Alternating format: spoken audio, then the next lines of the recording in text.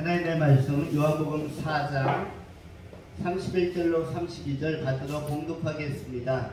그 사이에 제자들이 청하여 이르되 라삐여 잡소서서 이르시되 내게는 너희가 알지 못하는 먹을 양식이 있느니라.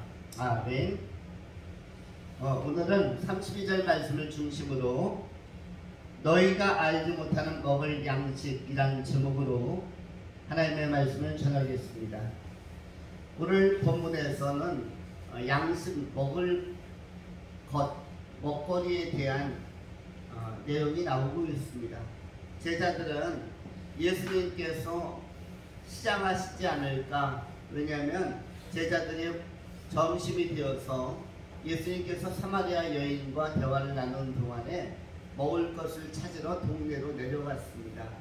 이 집 저 집에서 또 시장이라든지 또 이렇게 농부들이 일구는 과일이라든지 이런 것들을 여러 가지 방편을 통해서 약간의 비용을 주고라도 아니면 잘 부탁해서 좀 포도송이라도 몇 개 구해 가지고 와서 예수님께 배가 고프실 텐데 요기라도 하시죠. 점심이라도 조금 간식이라도 드시죠.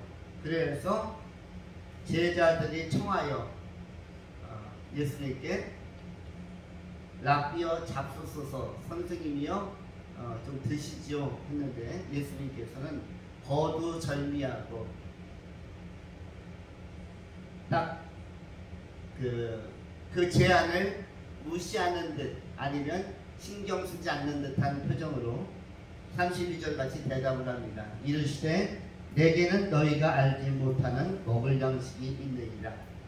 32절 예수님의 반전, 예수님의 역설, 패러독스, 이것은 제자들을 당황하게 하였고 또 예수님 주변에 있는 많은 사람들에게도 당혹하게 하는 뜻밖의 반전이 있는, 그리고 그 가운데 내포되어 있는 함의 함축된 의미의 질문으로 다시 환기를 시켜줍니다. 그러면서 그동안에 제자들이 감히 생각하지 못했던 또 예수님께 몰려들었던 마을 사람, 동네 사람들이 얘기치 못했던 먹을 양식에 관한, 너희가 알지 못한 먹을 양식에 관한 화제에 많은 사람들의 관심을 주목시킵니다. 그러면 우리 또한 예수님께서 말씀하신 너희가 알지 못하는 먹을 양식이 있다 했는데 그것이 도대체 무엇인지를 우리도 해석하고 의미를 파악하고 그 의미 안에서 우리가 영적 교훈을 얻는 시간을 갖고자 합니다. 오늘 본문을 두 가지로 나누어서 생각합니다. 첫 번째는 건강 양식, 건강 양식. 두 번째는 생명 양식, 생명 양식. 양식을 두 가지로 나눈다면 이렇게 건강 양식과 생명 양식으로 나눌 수가 있습니다. 제자들이 31절에 청하여 이르시되 하면서 제안한 것은 좀 잡수소서, 라삐여 잡수소서, 선생님이여 좀 드시지요 라고 제안한 것은 건강 양식에 관한 것입니다. 그런데 거기에 대하여 32절에 예수님께서 반문한 것은 내게는 너희가 알지 못하는 먹을 양식이 있느니라 라고 역제안을 한 것은 그것은 생명 양식에 해당하는 요소라고 할 수가 있습니다. 인간들의 사고의 한계 안에는 건강 양식만 가득하고 건강 양식의 개념으로 고착되어져 있습니다. 그런데 고착된 인간의 사고와 관심을 개방하고 해체시키고 그것을 오픈하고 확장시키는 것이 무엇이냐면 생명 양식에 대한 화두입니다. 그러면 먼저 생각하는 것은 건강 양식에 관한 것이죠. 건강 양식은 그야말로 우리에게 필요한 일용할 양식, 우리가 세 끼 밥을 먹거나 두 끼 밥을 먹는데 그 우리의 몸에 여러 가지로 유익을 주는 영양소들이 있는 그런 음식의 공급, 에너지의 공급, 이런 것들을 우리는 보통 건강 양식이라고 합니다. 동양에서는 쌀을 주식으로 하고 서양에서는 밀을 주식으로 하고 그다음에 약간의 육류와 또 과일들과 야채를 곁들여서 건강 양식으로 식생활을 하게 되어집니다. 이 건강 양식은 다양한 영양소를 제공하죠. 인간이 성장하는 데 있어서 또 자신의 몸을 보존하는 데 있어서 또는 유지하고 지탱하는 데 있어서 필요한 필수 영양소들을 제시합니다. 보통 우리가 3대 영양소 하면 탄수화물, 단백질, 지방, 또 단백질에서 아미노산으로 이런 것들은 필수적이라서 우리가 3대 영양소를 뽑을 때 이야기를 하죠. 그 다음에 또 5대 영양소 하면은 비타민유들, 그 중에서 비타민 D 같은 것은 대단히 중요하다고 하고 비타민의 여러 가지 유형들이 A, B, C, D, E 쭉 나가면서 채소류라든지 음식물을 통해서 또 우리의 몸을 활성화시키고 우리의 몸과 컨디션을 잘 유지하는 데 도움을 줍니다. 그 이외에도 또 여러 가지 무기염류라든지 나트륨이라든지 인이라든지 칼슘이라든지 이런 것들도 인간에게 많은 유익을 주고 또 미소한 것이지만 황이라든지 뭐 이런 철분 여러 가지 마그네슘 이런 것들도 역시 크고 작게 우리의 일체 기능에 이 건강에는 도움을 많이 줍니다. 그래서 음식은 편식보다는 뭐가 좋다고 하죠? 골고루 먹어라. 골고루 먹어라. 왜냐하면 다양한 그 음식물에 그것이 채소이든 나물이든 국이든 뭐 콩이든 된장이든 두부든 고기든 밥이든 거기에 골고루 그 영양소들이 다 들어가 있으니까 골고루 먹는 것이 건강 유지에는 도움이 된다. 그래서 골고루 먹는 게 좋다. 보통 이야기를 합니다. 그리고 요즘에는 거기에다 더 몸에 조금 더 좋다는 각 그 요소의 보강을 해준다는 뭐 오메가3도 먹고 기타 유익한 것들 뭐 유산균을 먹어서 장내 기능을 활성화시키기도 하고 비타민제를 먹어서 조금 더 몸을 좋게 하려고 하는 경우도 많이 있습니다. 그리고 적당한 운동이 밤이 되어지면 사람들이 몸을 보존하는 이 건강 양식은 넉넉하게 공급이 되는 것입니다. 이전에는 건강 양식조차 공급이 안 되어서 빈혈이라든지 여러 가지 기아의 상태 속에서 굉장히 어려웠던 숨공기를 보내야 했고 그 다음에 그야말로 뿔뿔이 민족처럼 굉장히 어렵게 하루하루를 보내야 됐기 때문에 다음날 아침에 굶어 죽는 아사자가 많았기 때문에 한국의 전통적인 인사법이 나왔죠. 그것이 무엇이죠? 좋은 아침, 굿모닝이 아니죠. 굿모닝이 아닙니다. 구텐 모르겐 좋은 아침이 아니라 무엇입니까? 안녕하십니까? 밤새에 굶지 않고 잘 주무셨습니까? 그리고 굶어 죽지 않으셨습니까? 그래서 안녕하십니까? 또 한 가지가 나왔죠. 뭐가 나왔습니까? 어떤 인사법? 진지 드셨습니까? 왜 진지, 밤 이야기가 나오죠? 인사법에. 사람을 만나면 반가운데 그것까지는 좋은데 또 존경을 표시하기 위해서 인사하는 것은 참 좋은데 왜 진지 드셨습니까? 밥은 먹고 다니냐? 왜 밥이라는 이야기가 나오죠? 그것은 밥을 실제로 못 챙겨 먹는 분들이 너무나 많았기 때문에. 그래서 예전에는 제일 얄미운 사람들이 이런 사람이었다고 하죠. 손님들 가운데서 굉장히 어려웠던 시절에 손님이 오면은 그 집에서는 아꼈던 것들을 다 꺼내서 요리를 해줍니다. 굴비도 아껴놓았던 것, 명태도 아껴놓았던 것으로 코다리를 만든다든지 고기도 아끼고 또 아꼈던 것을 꺼내가지고 장조림이라든지 한 끼 밥상을 챙겨놓으면은 이 손님들이 와가지고 물론 뭐 가까운 친척이겠죠. 누가 제일 얄미웠냐면 밥을 끝까지 다 먹는 사람, 반찬 하나도 안 남기고 다 먹는 사람. 그러면서 잘 먹었습니다 하면서 일어나는 사람이 제일 얄미웠다고 하죠. 밥을 적당히 먹고 숟가락을 놓아야 반찬이 많이 남고 그 또 남은 밥을 가지고 또 순서를 기다렸던 가족들이 또 굶주렸던 꼬마들이 저 반찬 좀 남겨야 내가 먹는데 이렇게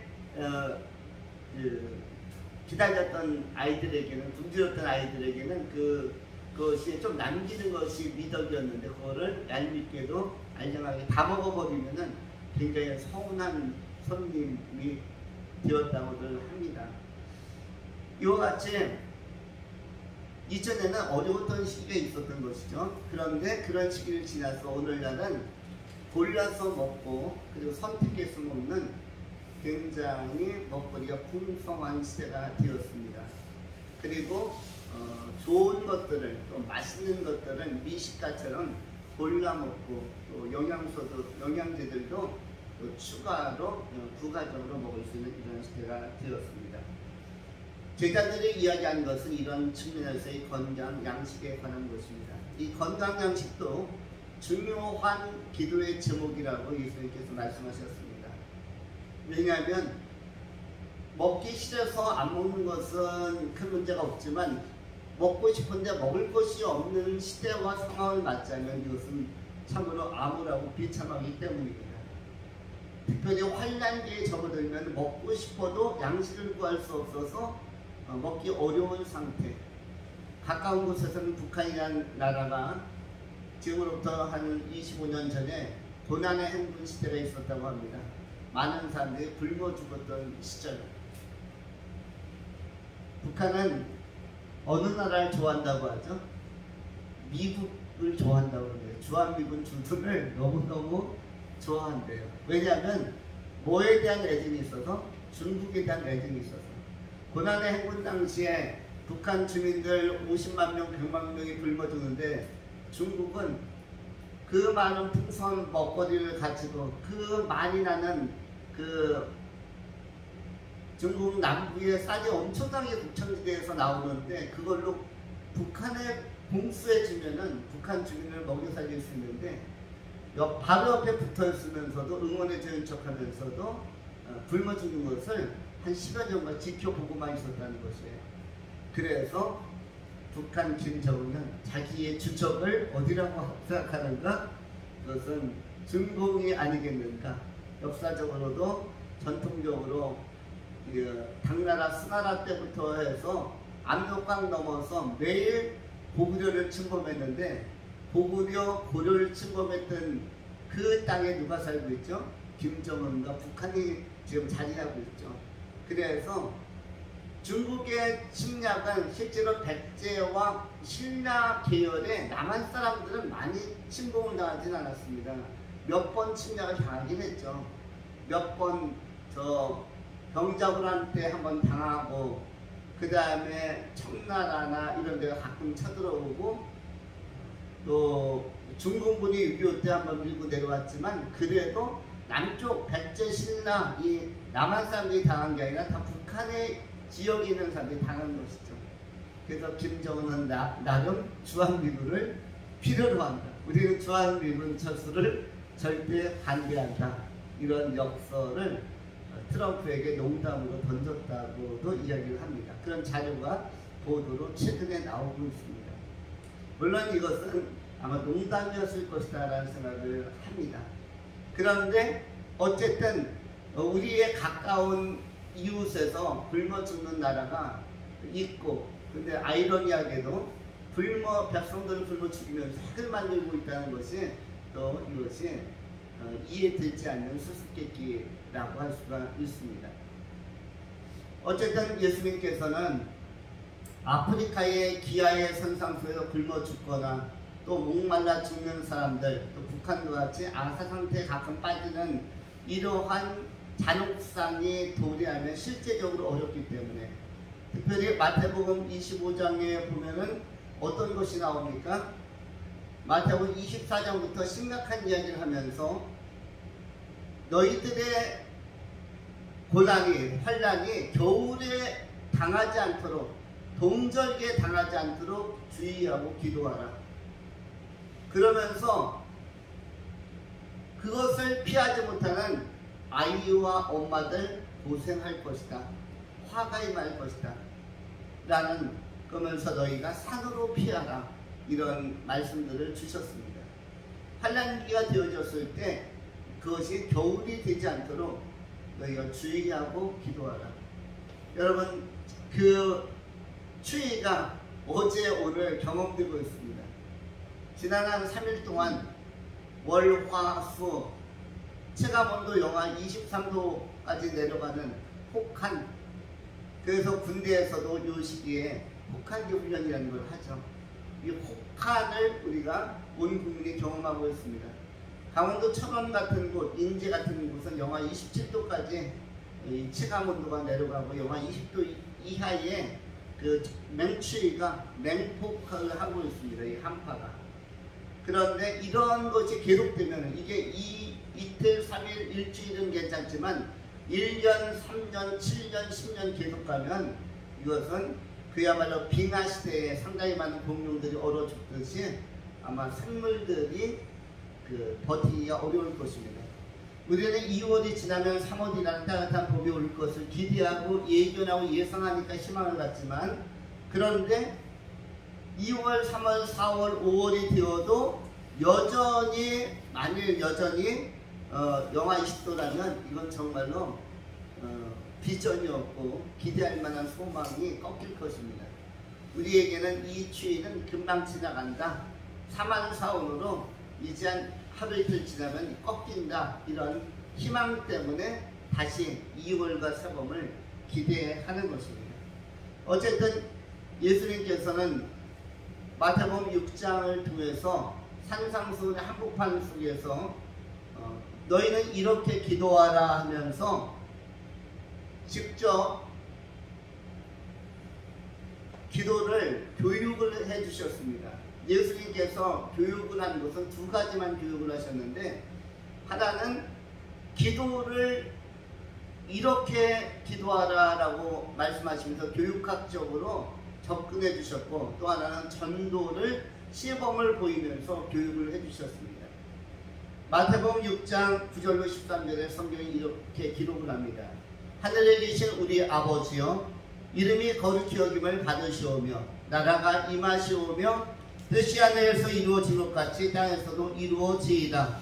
오늘 우리에게 일용할 양식을 주시옵고 우리가 우리에게 죄 지은 자를 사하여 준 것 같이 우리 죄를 사하여 주시옵고 우리를 시험에 들게 하지 마시옵고 다만 악에서 구하시옵소서. 나라와 권세와 영광이 아버지께 영원히 있사옵나이다. 아멘. 이것은 사도들의 고백이 아닙니다. 사도신조나 사도신경이나 아니면 옛 교부들이나 이러한 스승들이 우리에게 알려준 기도의 핵심이나 기도 방법론이 아니라 예수님께서 산상수훈, 예수님의 말씀 가운데서 가장 핵심이라고 하는 마태복음 5장, 6장, 7장에서 가운데인 마태복음 6장에 나오는 9절부터 13절까지의 내용입니다. 주 기도문은 성경의 말씀이고 예수님의 말씀이에요. 근데 그 말씀에 무엇이 나옵니까? 중반절에 오늘 우리에게 일용할 양식을 주시옵고가 바로 나옵니다. 일용할 양식, 요 양식이 뭐다? 건강 양식이다. 건강 양식이다. 물론 일용할 양식을 좀 더 섬세하게 내면까지 이 말씀에 함의하고 있는, 함축하고 있는 이면적인 내용까지 우리가 분석하면 여기에는 생명양식까지 들어가 있습니다. 몸과 혼에는 무엇이 필요하냐면 건강양식이 필요하지만 그러나 영에는 생명양식이 필요하다. 일용할 양식에는 날마다 먹어야 할 양식에는 생명양식이 들어가 있습니다. 그래서 이것은 종합적이고 포괄적인 양식을 알려주고 있는 그러한 교훈, 교육학적 메시지가 있는 내용, 산상수훈의 핵심 가운데 핵심인 바로 주기도문이라는 것이죠. 주기도문은 그래서 대단히 중요한 가르침이고 이건 성경의 말씀입니다.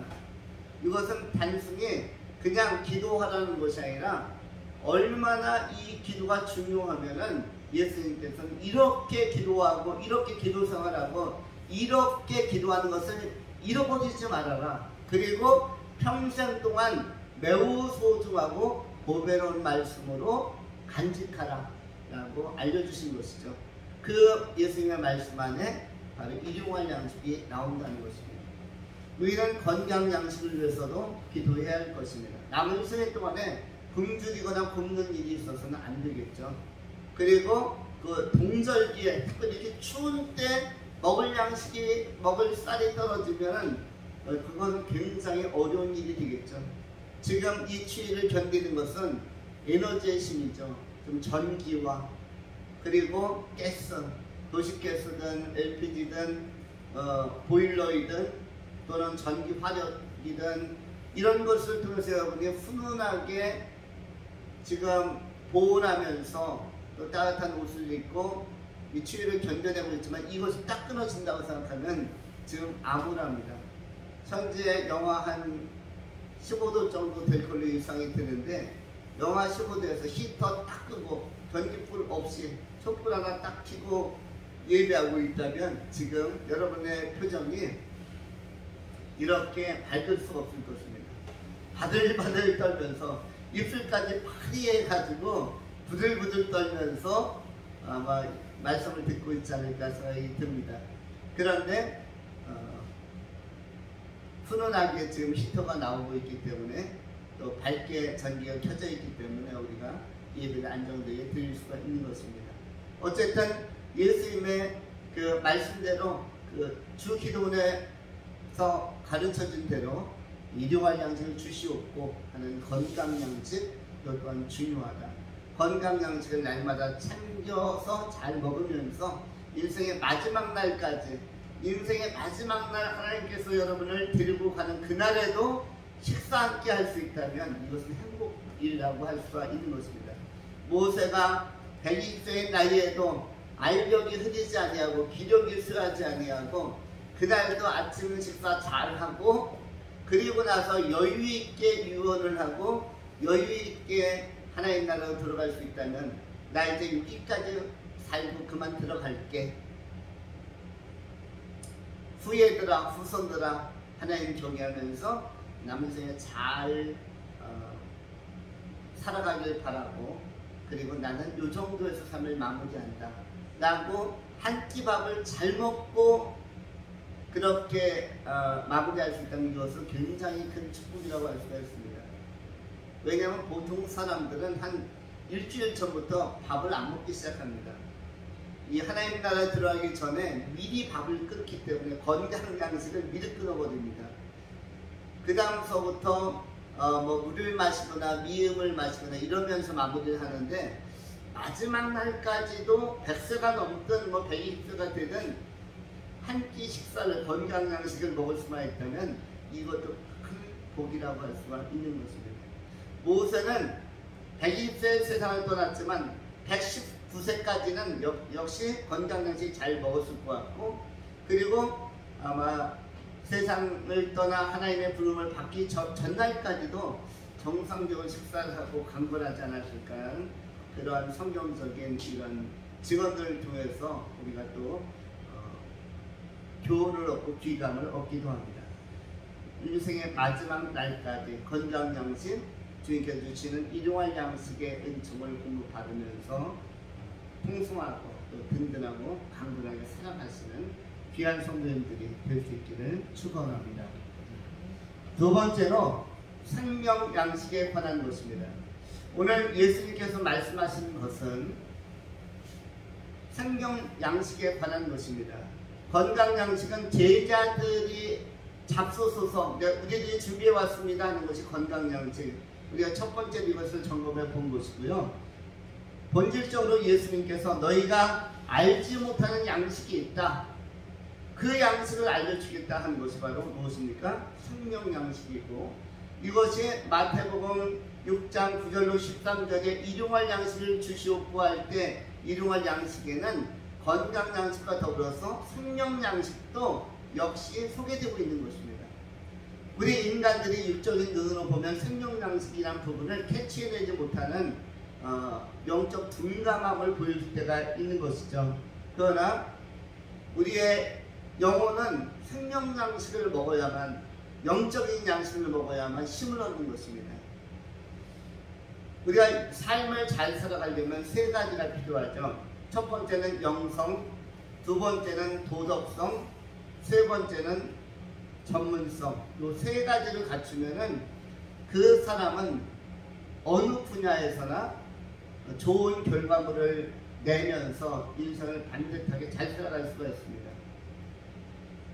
크고 작은 위기는 올 수 있으나 위기를 다 극복하고 결국은 잘 되는데, 세 가지의 중요한 자질, 첫 번째는 뭐라고 그랬죠? 영성, 두 번째는 도덕성, 세 번째는 전문성. 이 세 가지가 매우 중요합니다. 영성이라는 것은 무엇일까요? 하나님과 나와의 좋은 관계. 쉽게 이야기하면 예배자로서의 생활을 체질화하면서, 예배를 즐기면서, 예배를 즐기는 게 중요합니다. 예배 때 너무 고전할 필요가 없어요. 예배는 하나님과 나와의 중요한 상임이고 의미 깊은 상임인데 왜 고전을 합니까? 우리가 항상 드리고 자주 드리는 예배일수록 즐길 필요가 있어요. 예를 들어서 운동선수들이 축구공을 보면은 그라운드에서는 즐겨야죠. 국가대표로 뽑혔으면은 그라운드에서 즐길 수 있어야죠. 농구 선수는 체육관에 가서 그 농구 골대 보면 즐겨야죠. 농구공 가지고 탕탕탕 튀기면서. 탁구 선수는 탁구대 앞에서는 즐길 수 있어야 되고, 또 음악을 전공한 사람들은 피아노 앞에, 기타 앞에, 악보 앞에서 즐길 수 있어야 되는 것입니다. 그리고 셰프들은 주방에 들어가면은 여러 가지 식재료가 즐비하게 준비되어 있으면 요리를 뭐 해야 되는 거죠? 즐길 수 있어야 되는 것이죠. 미식가는 뭘 즐겨야 되겠죠? 여러 가지 메뉴판을 보면은 또 즐길 수 있어야 되는 것이고, 또 기왕 일을 하는 사람들은 일을 즐길 수 있어야 되는 것입니다. 물론 쉬운 일이 아닐 수도 있으나, 그러나 그 가운데 하나님께서 우리에게 주신 즐거움들이 있다면 그 즐거움을 우리가 잘 찾아낼 필요가 있습니다. 특별히 하나님의 말씀은 송이꿀보다 더 단맛이 난다고 합니다. 맛이 나는 예배, 맛이 나는 말씀이라고 송이꿀에다가 비교를 했습니다. 꿀맛 같은 것이 예배요 말씀이라고 비유했기 때문에, 예배를 즐기고 즐거워하다 보면, 하나님을 경외하고 주목하다 보면 말씀이 달다, 맛이 나는구나, 향기가 나는구나, 단맛이 나는구나, 더 집중하고 몰입하고 싶은 이 느낌이 올 수 있는 것입니다. 우리는 예배자로 부름을 받았습니다. 예배자로 부름을 받았기 때문에 예배를 즐기고 즐거워하는 것, 주목하는 것, 집중하는 것, 이것도 굉장히 중요한 영성의, 이른바 스피리추얼리티, 영성의 굉장히 중요한 여부라고 할 수가 있습니다.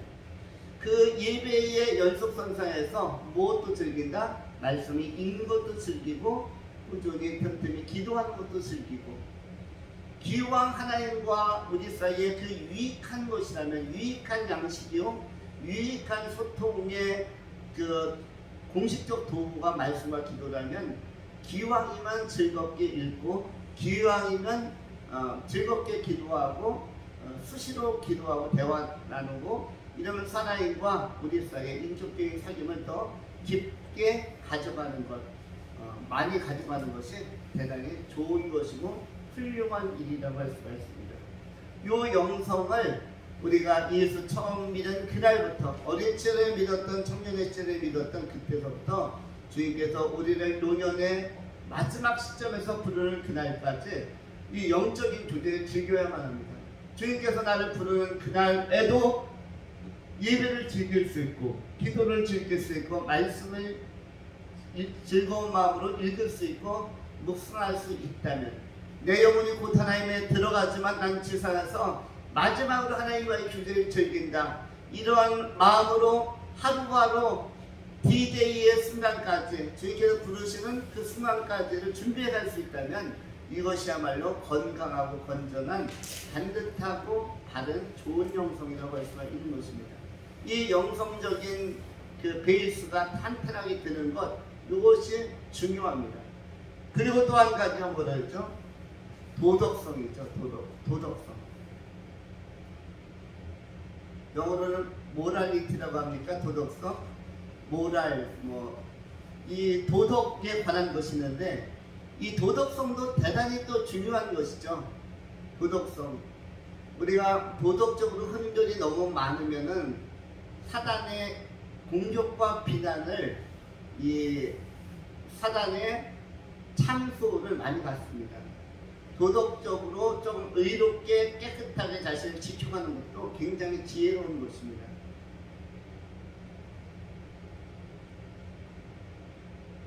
도덕적으로 좀 최대한 안정감을 가지고 무리하지 않고 지켜갈 수 있을 때 어느 정도 균형과 절제 안에서 자기 지켜갈 수 있으면 이러한 사람들은 사단에 공격하기가 굉장히 어렵습니다. 마치 도덕성이라는 것은 우리가 도덕만 가지고 구원을 받는다거나 윤리적인 사람이라서 구원을 받거나 이런 것이 아니라 구원과 관계없이 사단과의 영적 전쟁에 있어서 또 삶의 균형 감각에 있어서 이 도덕성을 갖추고 있다는 것은 또 거기에 수준이 있고 고미한 도덕성을 갖추고 있다는 것은 건전하고 건강한 상식을 갖추고 있다는 것은 사단의 공격을 세게 받지 않는다는 것을 의미합니다. 약점이 적기 때문에 사단에게 마귀에게 틈을 쉽게 내주지 않는 것입니다. 그래서 자기가 마치 갑옷을 잘 갖춰 입은 사람처럼, 예를 들어서 이 멘츠 위에 대부분의 분들은 좋은 그 잠바나 아니면 파카나 아니면 패딩이나 든든하게 옷을 갖춰 입는데 바로 든든하게 옷을 입은 것과 같은 상태로 영하 20도를 맞지 않은 자세, 이러한 패딩과 같이 자기의 몸을 보호해주고 강추위의 공격으로부터 자기를 방어해낼 수 있는 것 중에 하나가 이 도덕성입니다. 그래서 사람들에게나 사단마귀에게도 정죄를 덜 받을 만한 삶을 유지해 가는 것이 대단히 유리합니다. 이것을 끝까지 지켜가는 것을 어떤 믿음이라고 하죠? 신사적인 믿음이라고 합니다. 또한 성숙한 믿음 내지는 신사적인 믿음. 사도행전에 보면은 베레아 사람들은 데살로니가에 있는 사람들보다 더 모모하여서라고 나옵니다. 신사적이어서 고상해서라고 되어져 있죠. 고상해서 더 신사적이어서 그런 표현이 나오는데 고상하다, 신사적이다 이런 것들은 균형을 잘 갖추었다라는 의미가 되는 것입니다. 이러한 사람들은 사단 마귀의 정죄를 덜 받기 때문에 거침없이 전진해 갈 수가 있고 그리고 반드시 잘 쓰임을 받습니다. 반드시 쓰임을 잘 받는데 약점이 별로 없으면요 그 사람이 나가는 그 행로를 이 좋은 도덕성과 도덕적 자질, 선한 양심 이런 것들은 장애물을 돌파하는 데 있어서 결정적인 무기를 갖춘 것과 같습니다. 특수장비를 갖추고 나가는 것과 같습니다. 예를 들어서 특수부대 요원들이 랜턴을 또 밤에 자신들이 보안경 같은 걸 가지고 야간에도 적의 물체를 분별할 수 있는 안경들이 있죠. 그런 특수안경 가지고 나가는 것처럼 같이 깜깜한 상황이요 미래지만 돌파해 나가는 신들이 좋습니다. 거침없이 나갈 수 있기 때문에 그와 같이 도덕성도 대단히 중요한 것이다. 신앙만 좋다고 영성만 좋다고 해서 도덕적으로 무너져 있으면은 이것은 아무래도 크게 영향력을 발휘하기가 어려운 것입니다. 최근에 국정원에서 간첩을 다루는 문제들이 많이 나오고 있는데 근데 지금도 아직 의문이 풀리지 않은 것 중에 하나가 목사님들이 몇 명이 거기에 가세되어 있다라고 뉴스에서 나오고 있어요. 특별히 평화라는 교회, 평화교회, 평화재단에서 활동하고 있는 목사님들이 실제적으로 북한 공작원들을 해외에 나가서 만나고 몇 명은 2000년 10년 돼서부터 수감이 되었었고 또 최근에도 2, 3년 전에 수사받다가 6개월 이내에 기소가 안 되면은 그 기소시효 소멸로 인해서 그냥 풀어진대요. 근데 목사님들이 수사받다가 6개월 동안 더 적극적으로 수사를 안 해가지고 시간 끌다가 풀어줘서 계속 활동하고 있는 목사님들이 최근에 다시 간첩죄로 지금 다시 재소환돼서 좀 수사를 받고 있습니다. 일반인들이면은 그러려니 할 텐데 간첩이 있겠거나 생활형 간첩들이 있겠는데 목사님들이라고 하는데 목사님들 하면 한두 명이 아니라는 것이죠. 그래서 이건 또 뭘까?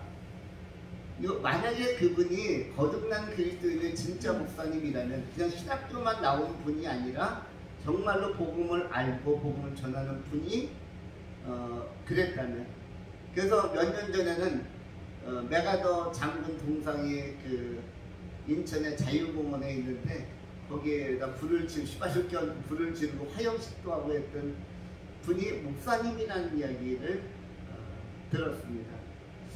그런데 어쨌든 평화교회의 목사님이라고 들었어요. 남북 평화를 상징하는 평화일 것입니다. 하나님과의 평화, 주님께서 주신 샬롬의 평화가 아니라 남북 통일적 맥락에서의 평화를 주창하는 아마 그런 교단이나 그런 교회일 거라고 생각이 되지만, 그리고 인천 상륙 작전을 개시한 메가더는 민족의 원수다. 그는 메가더 장군은 원수가 맞긴 맞죠. 원수 메가더인데 장군 위에 대장 위에 원수이죠. 메가더 장군은 원수이다. 왜 원수인가? 민족의 평화를 막았다. 메가더만 없었다면, 인천 상륙 작전만 없었다면 대한민국은 지금으로부터 75년 전에 통일이 되었을 것이다. 그것을 이른바 적화통일이라고 하지만 적화든 흑화든 백화든 통일은 되었을 것이다. 그런데 메가더라는 민족의 원수 메가더가 인천 상륙작전을 개시하고 감행해서 남북의 38국선을 결국은 그어놓지 않았느냐. 그래서 누가 적인가? 메가더다. 그래서 메가더 상에다가 휘발유를 끓이고 화형식을 했는데 그분이 바로 목사님이었다라는 그 보도자료가 이번 주에 나왔습니다. 일반인이 했다면은 그냥 홧김에 했거나 아니면 어떤 그냥 나름대로 생각이 있어서 했겠지만, 목사님이 했다고 하니까 이건 또 어떻게 해석을 해야 되는가, 그리고 이분이 제대로 된 복음을 알고 계신 목사님일까 하는 이런 의구심이 또 있는 것입니다. 어쨌든 이분이 예수님을 잘 믿는 목사님이라면 이것은 도덕적 판단, 이념적 판단에 있어서의 흠결, 하자라고 볼 수 있는 것이죠. 이것이 이분이 목회나 이분이 복음 사역하는 데 있어서는 약점으로 작용할 수밖에 없는 도덕적인 흠결이다라는 어떤 사례를 잠깐 예시로 들어드린 것입니다. 우리는 여러 가지로 도덕성에 있어서도 이 세속사회 속에서는 위협을 받기도 합니다. 또 한 가지의 요소가 있는데, 영성도 좋고 도덕성도 좋다면 한 가지가 뭐라 했죠? 전문성. 이 전문성은 자신의 소양과 맞는 자신의 그 특성을 잘 살리며 재능을 살릴 수 있는 쪽에서 우리가 특성화시킬 수 있는, 특화 시킬 수 있는 쪽으로 성실하게 개발해 나갈 필요가 있는 것입니다. 그러면은 어떤 분야에서든 그 분야에서 쓰임을 받을 수가 있다. 그 전문성 자체가 실력이라고 하는 것이죠. 운전을 계속 열심히 하든 하나의 기술을 계속 하든 어떤 분야에선가 그 분야를 계속 갈고 닦고 연구하고 고민하면서 계속적으로 밀고 나가면은 이러한 사람은 반드시 쓰임을 받는다는 것이죠. 그래서 이 특성화, 특화, 이것도 대단히 중요한데, 영성, 성실성, 전문성, 이 세 가지를 잘 갖추고 균형 있게 나가면 이 사람은 각 분야에서 쓰임을 받습니다. 그리고 일찍 쓰임을 받을 때도 있을 것이며 중간에 쓰임을 받기도 하고 마지막에 라스트에 쓰임 받기도 하는데, 그러나 결론은 무엇이냐면 그 때와 기한과 시점은 알 수가 없지만 초기에 쓰임 받을지 중반기에 쓰임 받을지 마지막 라스트에 쓰임 받을지 모르지만 반드시 쓰임을 받는다.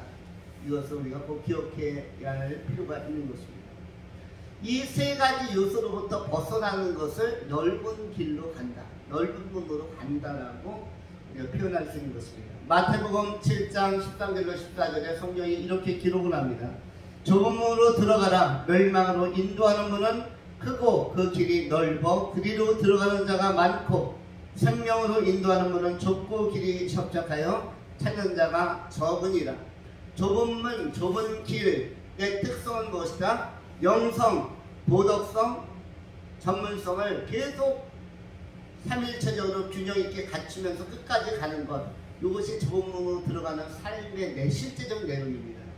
그런데 넓은 문이라는 것은 뭐냐면 영성을 포기하는 것, 예배를 포기하는 것, 기도를 포기하는 것, 말씀으로 포기하는 것, 이것이 바로 넓은 문, 사망으로 인도하는 문이요 그 길로 가는 자가 많은데, 이거 영성을 포기하면 안 됩니다. 두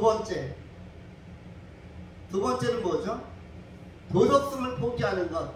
그냥 세속화의 물결 속에서 세상에서 쾌락과 안락을 즐기면서 그야말로 도덕적 비난 무시하고 막 가는 것들, 이런 것들이 결국은 넓은 문으로 가는 것이라는 것이죠. 이렇게 살아가는 사람들이 요즘 세상에도 엄청나게 많은 것입니다.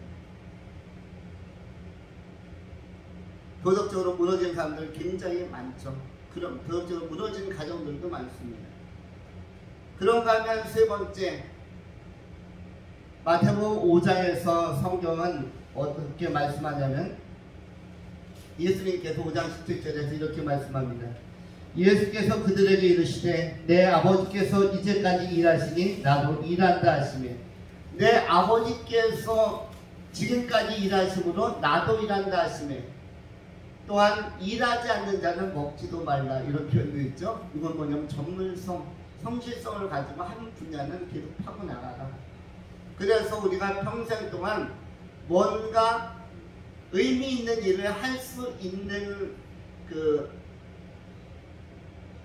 우리가 보통 특화, 스페셜라이제이션, 특화, 특성화, 뭔가를 계속적으로 추구하는, 그래서 연배가 꽤 높은데도, 나이가 꽤 많은데도 불구하고 뭔가 생산적 활동, 창조적 활동을 할 수 있다라면 그것도 굉장히 좋은 삶의 모습이라고 할 수가 있습니다. 모세가 그런 분이었고, 우리가 가까이에서 신앙생활을 같이 했던 우리 조용기 집사님이 94세까지 출근을 하셨었는데, 하나님 나라에 들어가기 한 달 전까지 정성 출근하셨어요. 그것이야말로 정말 특화, 아주 일관되게 성실하게 근무하면서 자기의 재능을 은퇴 이후에 또 이렇게 발산하면서 생산활동하셨는데, 그런 것도 좋은 모범적 사례가 아닐까 생각이 되어집니다. 또 최근에 살아계신 분 중에서 우리 김영석 교수님, 김영석 박사께서 103세의 나이인데도 영성, 신앙생활 참 잘하고 계시고, 그리고 도덕성 물론 좋으시고, 그리고 지금도 강연도 하시고 글도 쓰시고 이렇게 논평도 하시고 이러면서 신앙생활을 잘하면서 103세에도 좀 창조적 활동, 생산적 활동을 계속하고 계십니다. 자기 건강관리도 하시고, 아마 올해 104세가 되었을지도 모르겠어요. 이와 같이 신앙이 좋으면서도 100세가 넘어서도 뭔가 창조적 활동, 의미 깊은 생산적 활동을 한다는 것도 우리에게 도전과 비관이 되는 것이죠. 그래서 우리도 주님께서 부르신 그날까지 부름받아 나선 이 몸, 우리들에게 주신 삶의 기회 동안에 사명을 감당하면서 또 그런 과정 속에서 복음도 전파할 수 있다면, 때를 얻든지 못 얻든지 복음도 전파할 수 있다면 그것은 굉장히 귀하게 쓰임받는 생명양식으로 충만한 삶을 살아가는 멋진 인생이라고 우리가 상고할 수 있는 것입니다. 남은 시간 동안 하나님께서 주신 건강양식과 또 예수님께서 오늘 사람들이 알지 못하는 생명양식이 따졌는데 이 생명양식도 우리가 잘 갖추어서 좁고 협착하지만 의미도 있고 결국은 잘 되는 길, 천국에 반드시 들어갈 뿐만 아니라 그 나라에서 상급도 있는 이 복된 길을 선택하고 추구하고 경주해 가는 그 지혜로운 경영자들 다 될 수 있기를 축원합니다. 기도하겠습니다. 할렐루야. 자비하신 하나님, 거룩하신 하나님의 이름을 찬양하며 경배하나이다. 오늘도 주의 뜻이 하늘에서 이루어진 것처럼 우리의 삶의 현장 속에 이루어지게 하여 주시고 주님의 선한 뜻을 균형 있게 잘 감당하면서 또 건강양식과 생명양식 잘 공급받고 안정되고 평안하고 평통한 길을 걸어가는 하나님께 사랑받고 인정받는 그런 그리스도 예수의 진리의 제자들로서 살아갈 수 있도록 성령이여 인도하여 주시옵소서. 신실하신 우리 구주 예수 그리스도의 이름으로 감사하며 축복하며 기도하옵나이다. 아멘.